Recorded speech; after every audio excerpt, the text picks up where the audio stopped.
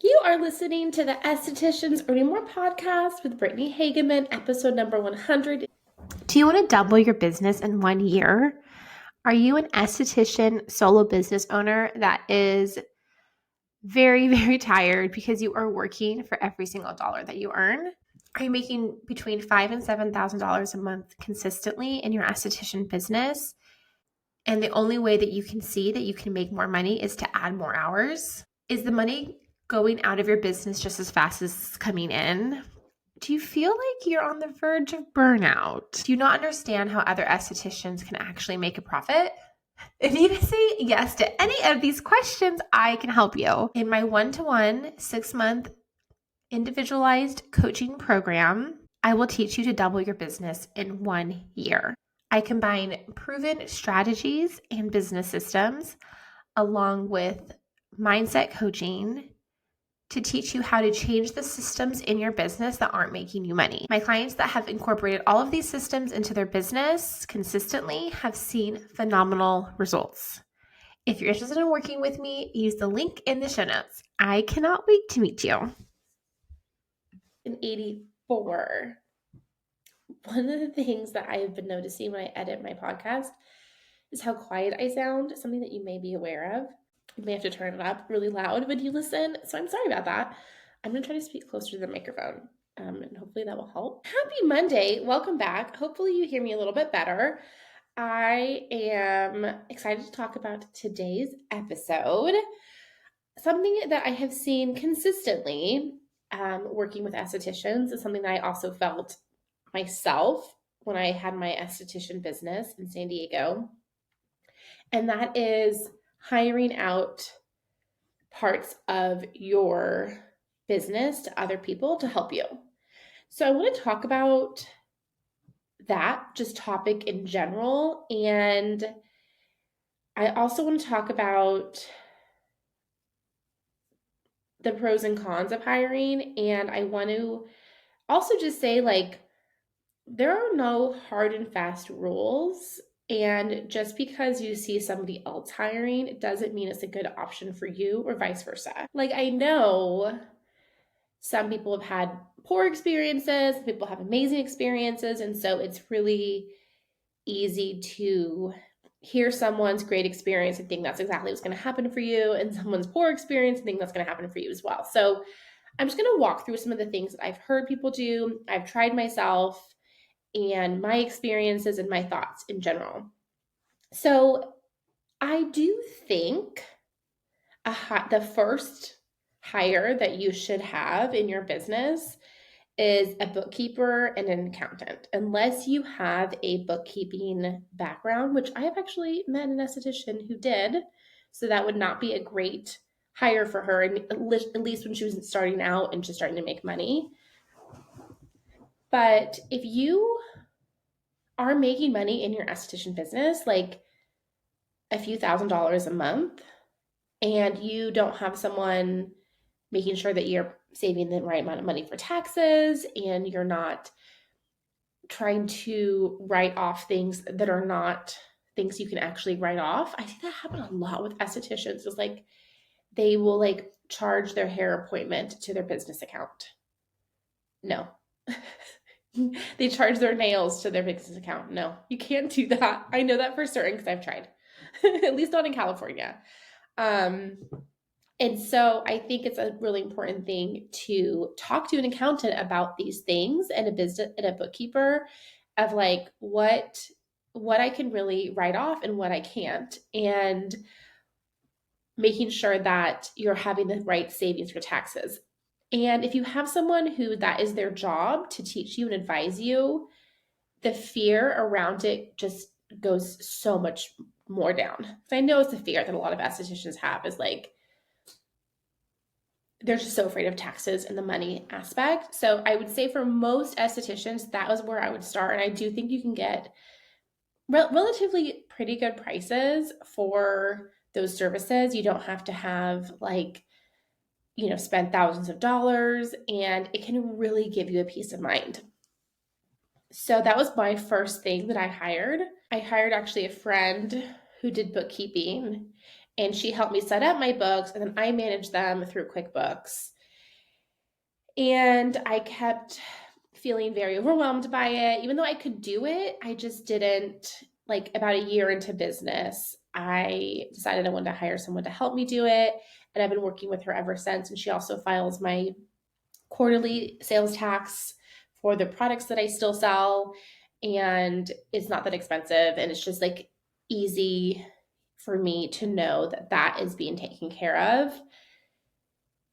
And then I also have an accountant that does my accounting for me as well.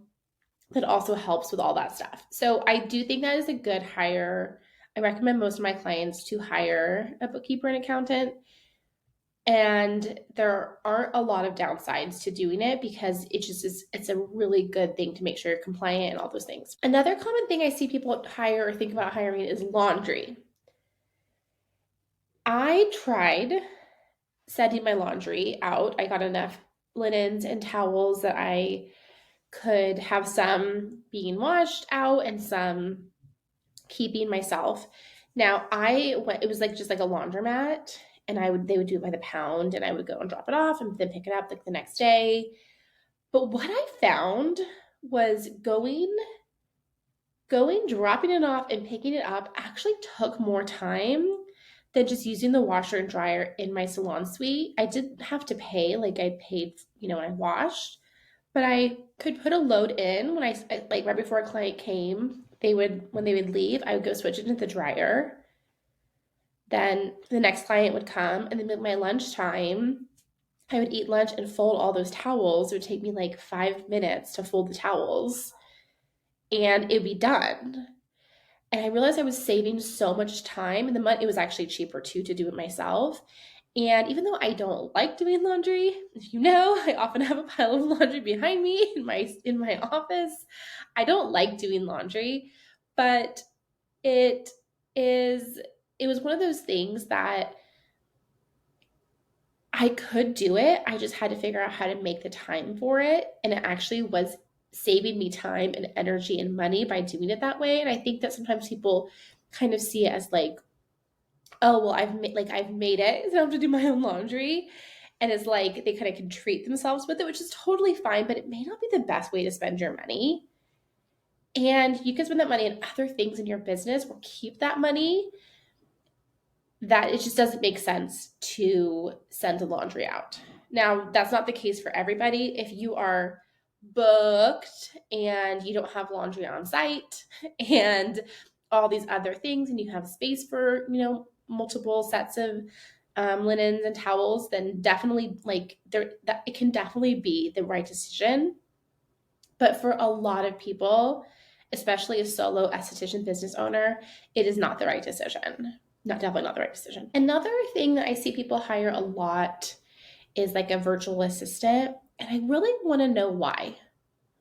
And I think people do this because they feel overwhelmed in their business and they don't have systems and structure to manage their time, to get things done, and they feel like the virtual assistant will really help them. And I felt this way too. That's why I developed the systems that I have now and that I teach my clients, because I felt like I could never get caught up on emails and checking in on people and things like that. But what I found that if this is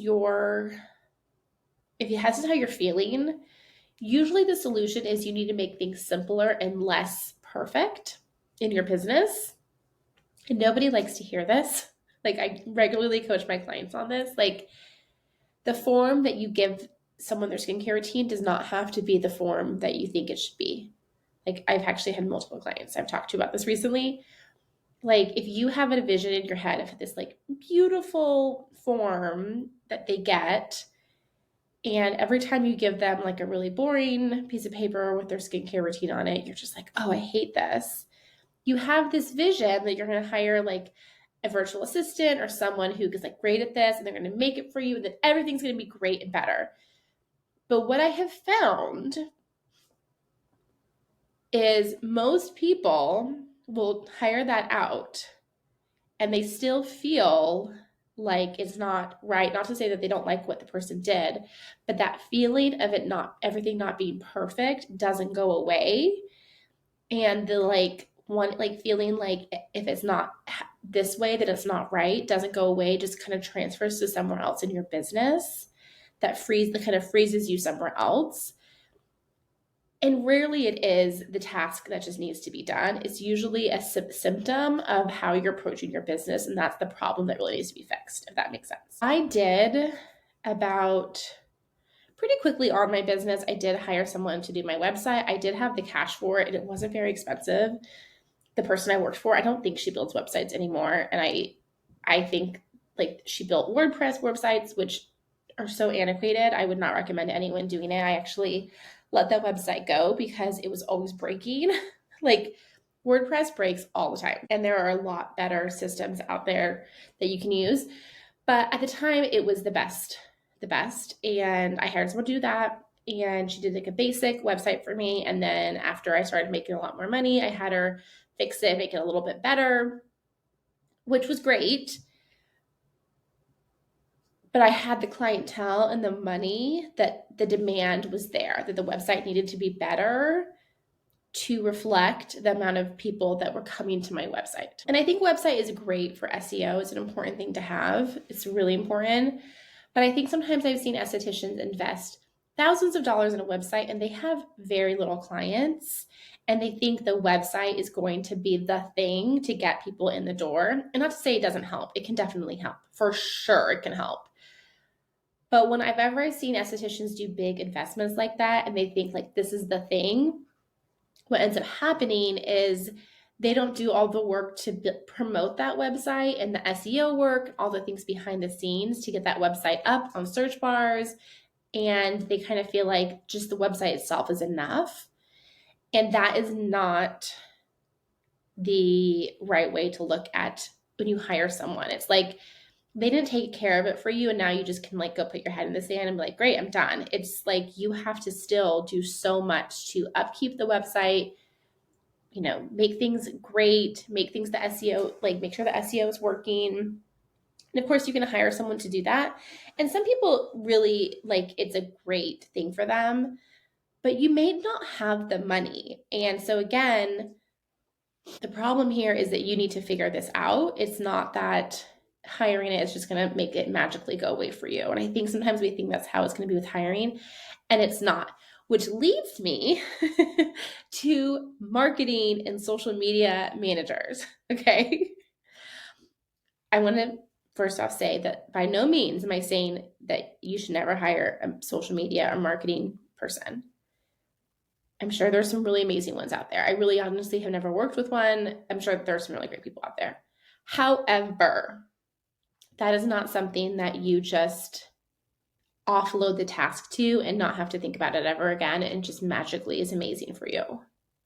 They need you to give them lots of direction or they're going to do really kind of what they think is generic, which is probably not what you need. And I've seen this happen again and again with people where they have a very limited budget to spend on things in their business. And they're like, social media is important. I'm going to hire a social media manager. And I've had some discovery calls with people. I'm like, how many people are coming in from your social media? And they're like 3, like 2 months ago. Like it's not, the return on the investment is not there. And I'm not saying again, like you can't find a great social media manager where that's the case. But the reason the return on investment is not there is because the social media manager is just posting what they think is what they should post, but they aren't in your business. They don't know what your clients need to hear. They don't know what's really going on and what you see daily to make it feel tailored and special to you. And that's what makes social media work, is when people are on your social media and they feel like they know you, they have a relationship with you, they understand what it's like to work with you. These things are very hard. It can be the best social media manager in the world. Very hard for them to figure out on completely separately without you giving that information to them. So you're giving them that information so that if it really is like a time thing, you have a vision exactly. You've been managing your own social media forever. and now you just need someone to like create the graphics for you or whatever, shoot videos, edit videos for you, but you are still leading that ship. And I think we think, oh, great, I'm going to pay this person and it's just going to be done for me. And that is not the case. It's just not the case. And what ends up happening is you're paying someone to make a really beautiful post for you, like really beautiful post for you.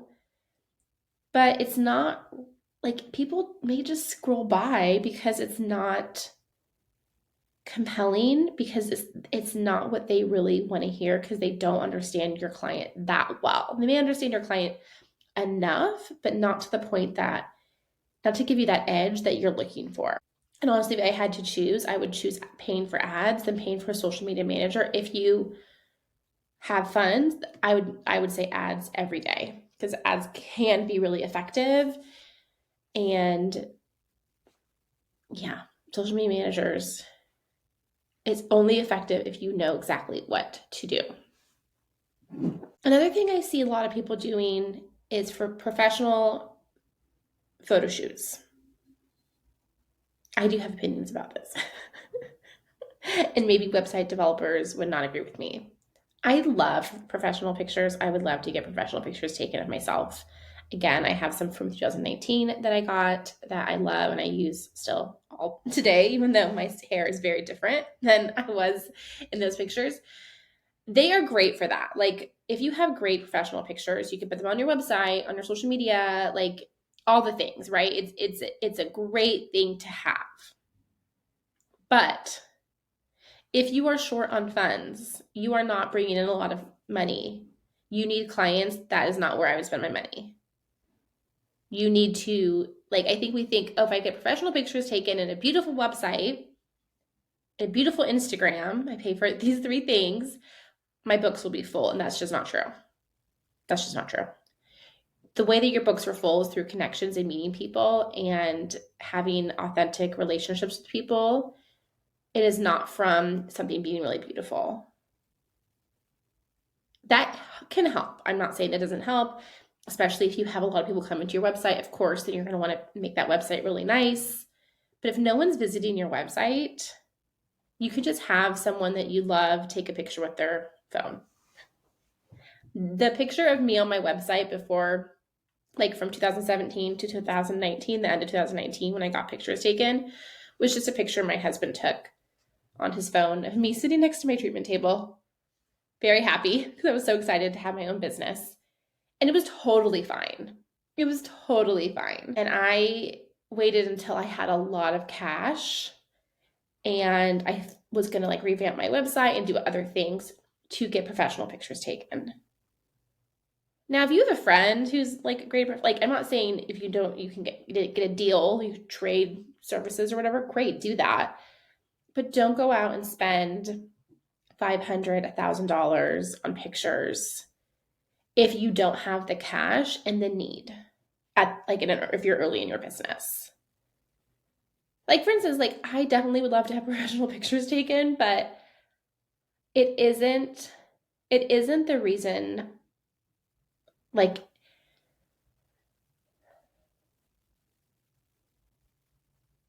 I would love, okay. And again, like I would love to have new professional pictures taken of me, especially because my hair is so different. Like, it does make sense. But I can become fully booked and hit my revenue goals without them, because I have. I'm currently right now fully booked. I don't have any openings until the end of February, early March. And I use pictures from 5 years ago, and it's totally okay. Because I'm enough on social media with my face. And then if you listen to this podcast, like if you watch the video or whatever, there's enough images out there of how I actually look today that it's okay. And I'm a small business. Like, I don't have, I'm not Target, or I'm not like a big brand. And I think sometimes we think we have to be a big, big brand, to have that image of a big brand to make it real to people, to like prove our worth. But that doesn't matter to your actual clients. It may matter to someone you went to high school with or someone who's like judging you. But people who actually want results from you, they don't really care about all those things as long as they get the results. And as long as they have a connection with you, that's all that really matters to them. The last thing about hiring that I want to talk about is hiring another esthetician to work for you. And this is definitely not my forte. I'm actually going to have one of my former clients, I'm going to ask her to come on my podcast and talk about it because she's really good at this, about hiring, things like that. I never hired another esthetician to work for me. I thought about it, but I was so burned out from managing people at Target that I did not want to manage people. And you have to manage someone. Even if it's the best employee ever, it's still a management relationship.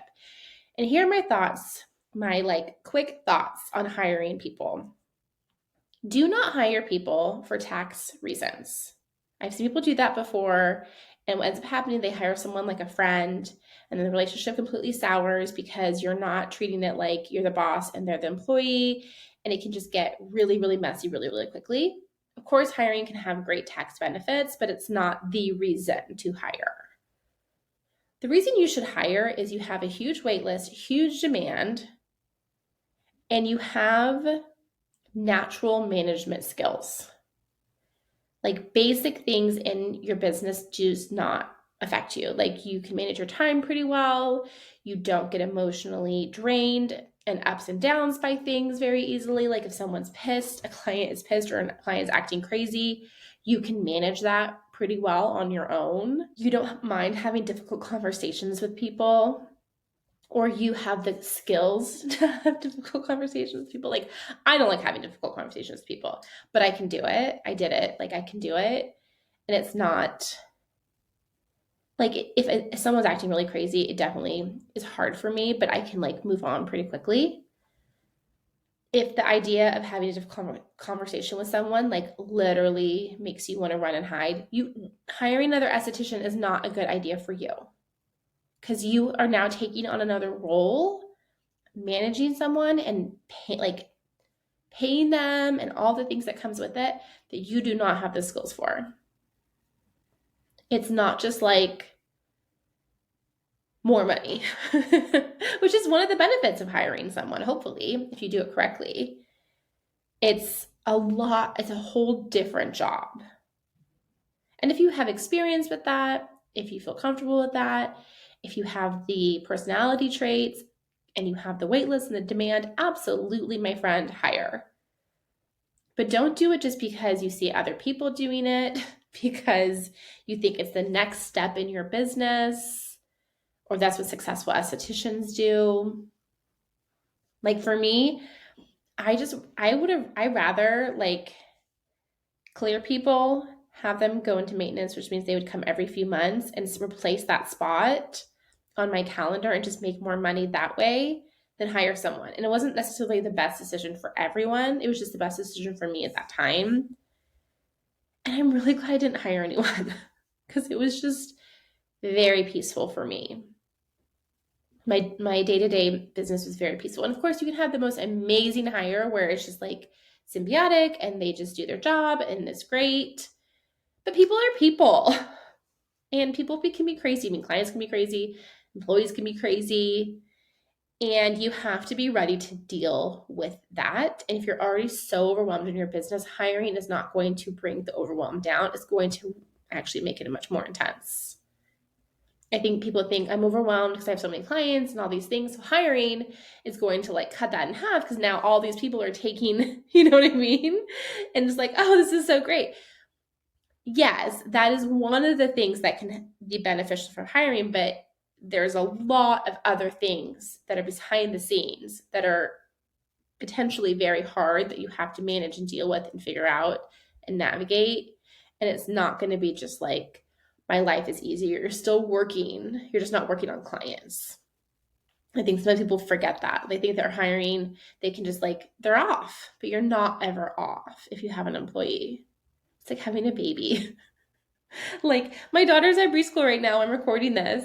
I could get a call that she has a fever. I need to come get her. I'm never off, right? It's just the responsibility that you take on. Okay, that is it for today. Thanks so much for listening. I'll be back next week. Have a fantastic week. Bye for now.